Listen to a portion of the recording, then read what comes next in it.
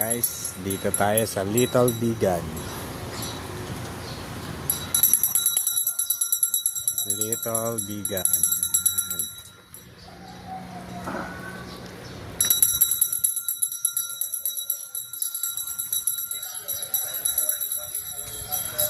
Puro sarado. Dito tayo guys. Ganda naman pala dito eh. Old Gapan yata ito eh. Pero Little Bigan ngayon ang tawag nila dito. Church.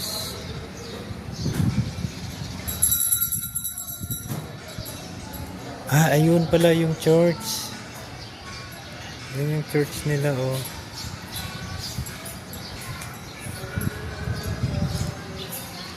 Kasi parang ano, wala siya. Ayun, may tao doon. Sa taas. Ito ang Little Bigan sa Gapan. Ganda naman siya dito guys.